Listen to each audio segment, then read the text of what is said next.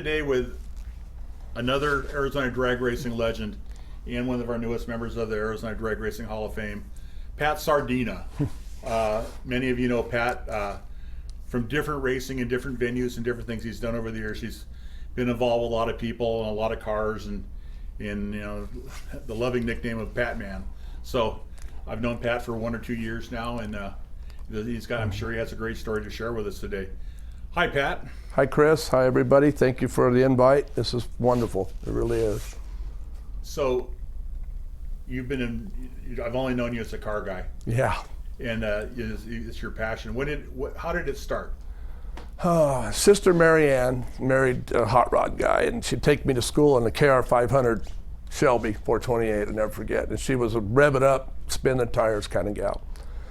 So 76, I think it was, I got out of grade school, going to high school, take me to Beeline Dragway, the first race out there. And her husband had his car, and hearing the noise, you're just, oh my God. 77, 78 comes this deal called the high school drags. So my neighbor had a Nova, and they go, hey, let's go to the high school drags. I was just excited to go to the high school drags, infatuated with the high school drags. So we go out to a midnight drag, light our way through it that I was old enough to drive, get in their car, run 1490s. It was a turbo 400, put it in first gear, let it shift by itself, bang, bang. Easy deal to everybody, not me. I was hooked. First burnout, smoke in the car, the whole thing. Come home, buy a Nova for $200.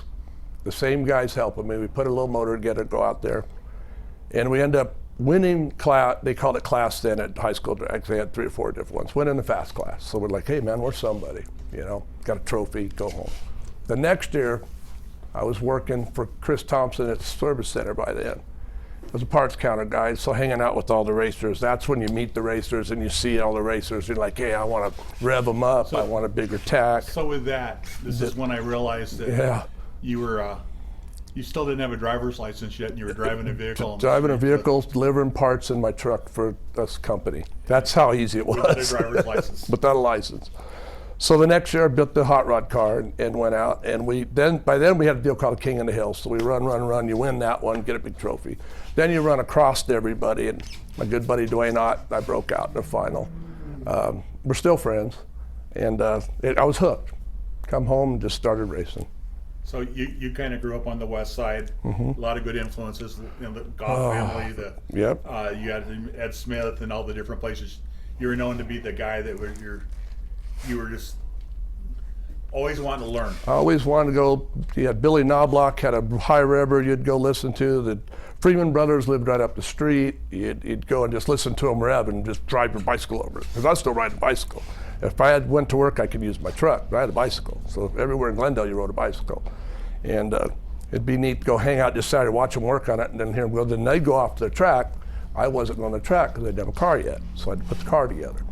So when you finally became legal and you could drive across state lines, you got more and more involved with racing. What was the first big race you won? I mean, the high school stuff you did really well on, but what do you remember? The first real good race I won, we were going to Orange County a lot because hanging out with the Lopers in his funny car and all, you need to go hang out with them and go. And we ran into a guy, Sam Hughes, Cigar Sam. And that dates me into Sam, but he had a black Nova that was faster than my Nova, and we went over there and won a 32 funny car race, and Sam had said, hey kid, you've been driving your little car, run this car, and boom, we went out there and won a race. And I wasn't even out of high school yet, and I'm like, wow, this is cool. It's a consistent car, run up and down the racetrack. Then I came back and put my car together in 1980, graduate high school, and I won that $1,000 race at Speed World. First big check, $1,000, and like, whoa. Same like Brian was saying, you check $1,000 in your hand, you're shaking, because, $100 then was a whole paycheck. So that was big time. They paid you too much. They paid me too much at that time. That was racing. That hooks you. You're hooked. So you've been around, and there's probably nobody more diehard of a racer and a race fan that I know than you. And I've often told you that if you were to write a book about your life, it would be like most people think it was a fiction. Yeah. We know it to be true. There's so many different directions and stories we can tell I'd like you to share, but you built your first real race car. Mm-hmm. And that was a Nova? It was a Nova, yep. Those little block Nova, fast steady race engines. Eddie Kennemer helped me with a super nice engine. And we run a clutch in it. Everybody had clutches. They thought, the automatics were just evolving. And I bet I broke every Muncie in Phoenix. We were the wrecking yard every weekend buying a transmission. But we had fun. And that was another thing. My buddy Chris Thompson says, you got to run automatic, be consistent. Put a power glide in it, boom, start winning races. So, big idea. Where your first racing was out at Phoenix Dragway? So we raced Beeline, and then we raced the Midnight Drag, and back then we'd leave there, got talked into going from there to Mel Larson's and race a day race on a Sunday. So we did all this double hitting deal just to run. Stop and Cruise Central on the way there. And just raced. You come home Sunday night, you're spent, you put all your stuff away, and I gotta go to do work, gotta go to school, gotta do whatever. But that was racing. So when you were young, tell me about your mom and your dad. What did, how did they support? What did they? I grew up in a house where you had a roof over your head, clothes on your back, food on the table, like anybody else did. And my mother was just supportive. I had 2 older sisters. My father was an electronics engineer, and he wanted me to be in that so bad. And he had told me if you're going to be a bum, be an educated bum, so I had to go to school. And he supported it. He goes, you want to go race? Go race. You want to do this? Go do it. Just go have fun and do it. Just do it. And I did it. Just went off and drove off with my little truck and trailer, went racing. Did they ever come out the race with you? My father did a couple times, and Marianne brought him, and he was impressed, seeing, hearing the name and seeing the car and hearing the noise and all. But like I'm telling you, he was into electronics, so I should have got more in electronics because I'd have probably been a Dead and Bear guy today or something, or a Biondo. You've partnered with a lot of people, and a lot of people mentored you along the way. I know the story of Douglas Herzog and Pat Jackson. Doug was dating my sister, and Pat Jackson was PJ, so they took me kind of under wing. And more into the bracket races, so we'd race Phoenix, Tucson. We went to Bowling Green, Kentucky, Woodburn, Oregon, Vegas. I couldn't tell you how many times I was sleeping in a truck in Vegas, and raced every weekend, raced. And then come Firebird in '83, then it all changed. Your cars, you built all your own stuff. Mm-hmm.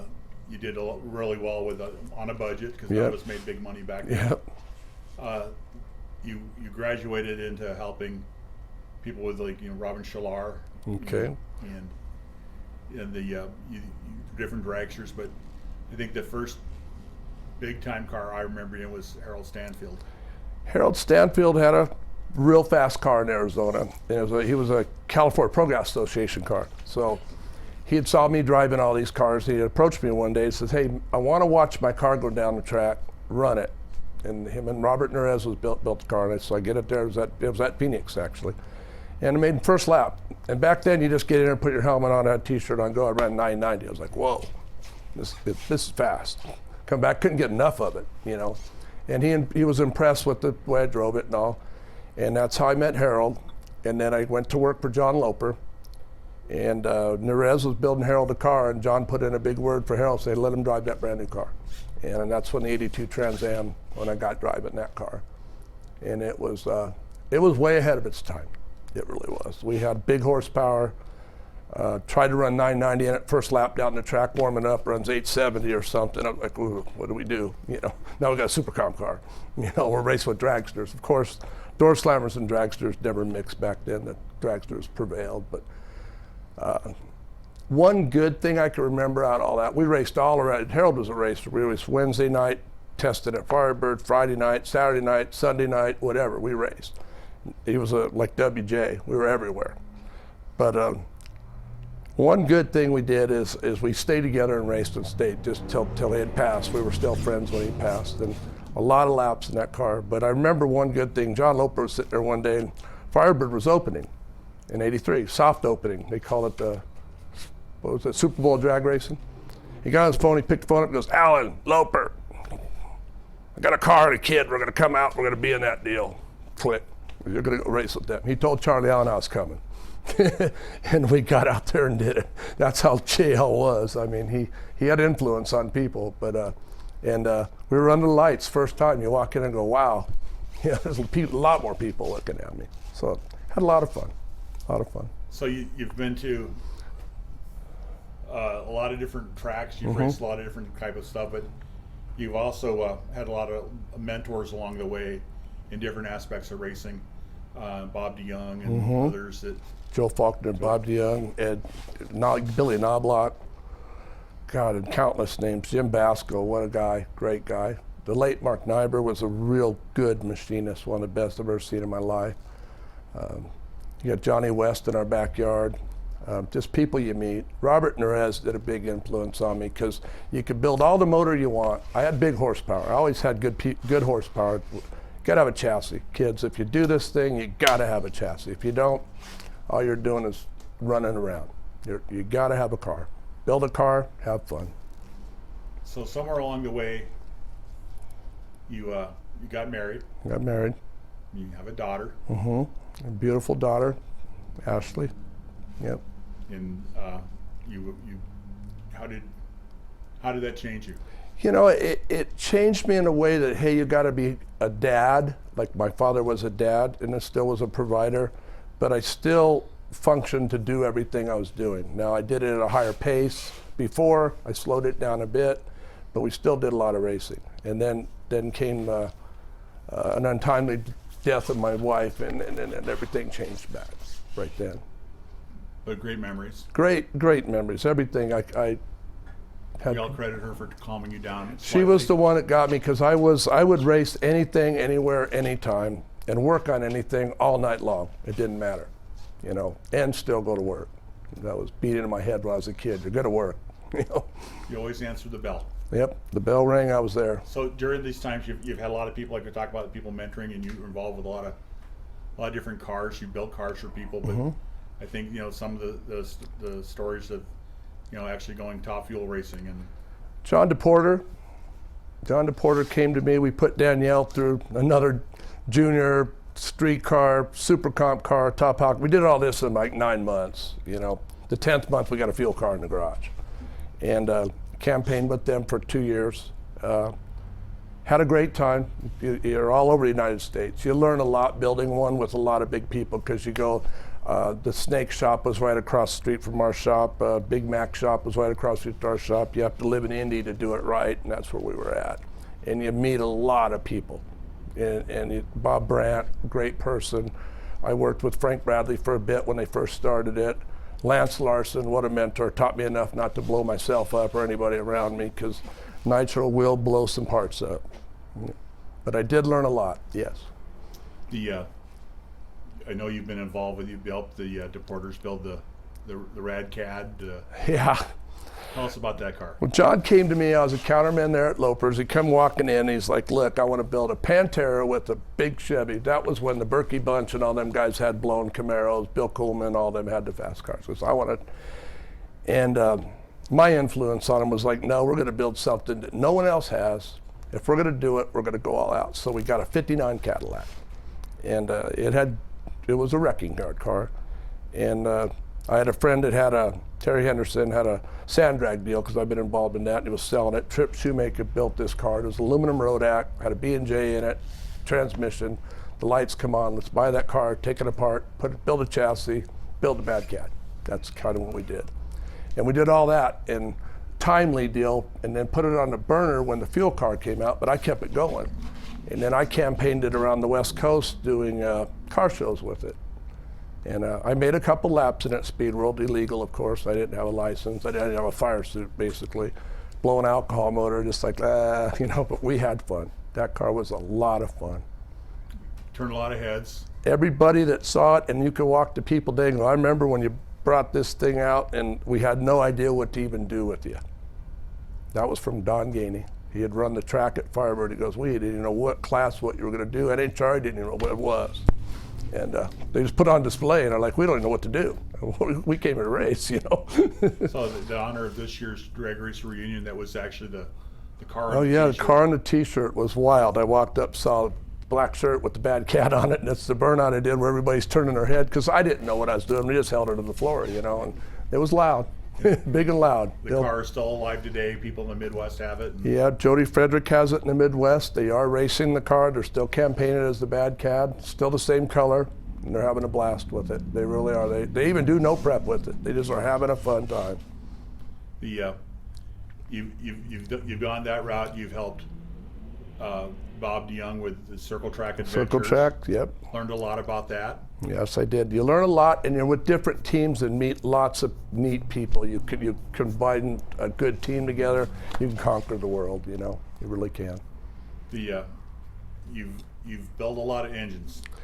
I put together a lot of engines for people, and I tell them when they come over and want to do it, we just build excitement. They like seeing a smile on their face, you know, because they go from I'm watching that guy to now I am that guy, they think, and they have a good time doing it, and we are doing lots of them. So you're one of the best, and even by your own admission, probably too good at it, burning the candle at both ends. You work a full-time gig, yeah, selling metal. Yep, metal guy. And then at night you're the engine guy. And Pat Man does a lot of stuff. He's had a long, great relationship with Ron May at Ramjet Speed Shop, yep. Ramjet. Mm-hmm. And how did you and Ron meet? So in '82, I met Ron May. I was working at Lopez. He was boat racing. He came in, he had broken an oil pump on his big block Chevrolet. And Al Cerny was building his motors, and I knew Big Al real good. And Al was busy, so I go, well, hey, let's just go to the house and fix it. So we fixed the deal, da-da-da. Ron goes racing that next weekend, and we did, and Ramjet Racing was started right then. We just hit it off as friends, and we've been friends ever since '82. So Ron runs one of the best, or the best stock probably speed shop in the valley, yep. And he's helped a lot of people out, and he does a lot of fabrication, does yep. a lot of work for people on their cars. So, yeah. No, you're still a part of that, and the excitement is still there. But we've also known you to be involved with boats, with people. And there are a lot of different racers in boats. There was drag boat races. I was born in Glendale. Julian Petgill's in Glendale, so his son and I were friends, and he was one of the best boat racers I've ever seen in my life drive a boat. And to be around him and the names like Bubby Wilton, Al Cerny, all them, you meet them all, and they're just great people. Another great group of people, boat racers. We had a lot of fun. We really did. And then sand drags. And the sand drag racing, I was just kicking it. We bought a car, a Swindell car. My best friend Richard Holmes buys it, and we go to Gary Kincaid, who was a Top Fuel hydro racer, the Top Gun guy. Sold all his stuff. We bought all his motors and everything, put it in a sand drag car. Now we're going to go sand drag racing. Sand drag racing consists of just put all your stuff up there. It's not research and development. It's trial and error. Okay, and we were successful in that car. We had sold it to another gentleman, John Cadzo at WSM, and he had bought a Pat Austin car. And then I got hooked up with John Alleman, Jim Green, Charlie Lowe. We put a team together, and we went out and set a bunch of records in that car. It was a very fast car, and we really had a great time in sand drag racing. But then again, nitro, I mean, it'll burn a pocketbook up. Yeah. Drive over a lot of parts. Oh man! But then the good thing about this, you go sand drag racing, something blows up. They run a tractor over it, the next pair go. There's no sweeping, there's no downtime, there's no water on the track, there's no nothing. Just go race. So you like that? You fell in love with it? I fell in love with that. I really did. So you've driven a lot of cars, you've been involved in a lot of cars. What stands out in your mind as your big achievements that you're proud of? I mean, it's probably hard to limit them, but there's probably a few stories.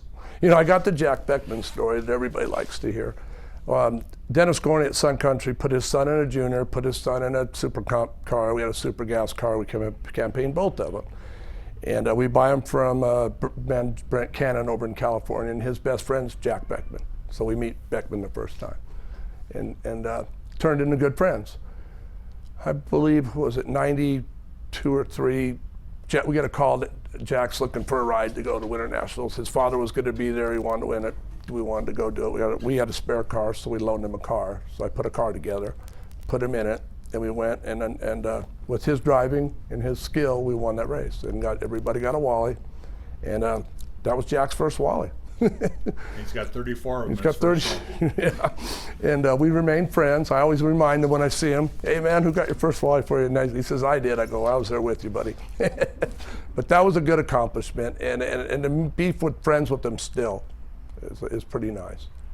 I ran into him a couple years ago and asked him about it, and he goes, he just lit up. Yep. That was the best thing. Talks about racing through the adversity of a fuel leak and this. Oh yeah, we had it all going. Everything stacked against us, so we piled through it, and that was good. It was a good deal. And then like being with Dennis, everybody, Bob Ricevich, Joe the plumber, we all stand in there and get a walleye. It was big time at Blue Winter Nationals because you always see it in the stands. Now I am doing it, so it's pretty cool. So through your journey, because you're not finished yet, we still keep you busy. Yeah. Who stands out? John Loper's big in your life. Who else is along the way that you would like to you'd like to remember? These you can't. I'm not sure it'd be a hard time naming everybody, but yeah. Well, this is a tough question because I had met you when I was about 15. I met Chris Thompson at the Service Center. I met Bob DeYoung, who was just a great person. He was at the time leaving Chuck's, I believe. Bob Ream, Jimmy Basco, Robert Nerez. But Chris, I got to hand it to you. You turned me into a counterman, and then turned me into a salesman, and turned me into doing something with the drive to keep doing. And that's why I'm at 20 years at the steel yard today, because I just have the drive to keep doing it. So you have a big instrumental part in what I've done.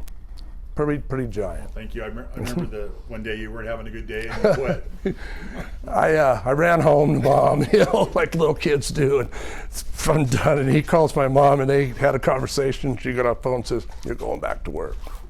And I drove my truck back to work, and it was done. But I just, when you pile a lot on at a young age, you don't know what to expect because I never knew. And I didn't realize how young you really were. Yeah, no one had that idea. They thought because like I say, I drove around with no license for a year. Basically, remember telling you can't quit. Get back in there. And I jumped back in the fire and stayed in it since. I worked at that service center for quite some years, and in '82 went to work for John Loper and successful there. Ended up running one of his new stores for him, and as time evolved, I parted ways on a good note and went racing again, and that's what happened. So over the years, you've had some great jobs, some great experiences. Oh yeah. In your life now, you've got a great partner. Linda really has been behind me for the last 12 years and supports everything from my crazy motorcycle escapades to going racing spare of the moment. Like next week I'm going, it's Mother's Day, yeah, I know I'll be back. And she's been there. Linda's been a big instrumental part in keeping me motivated to do it, where I don't want to say, oh, I don't want to go, or nope, you're done. Here's your bag, see you later. Your room's paperwork, goodbye. You've been very, very lucky to meet somebody like that. Very fortunate, very fortunate. What haven't you achieved that you'd like to achieve?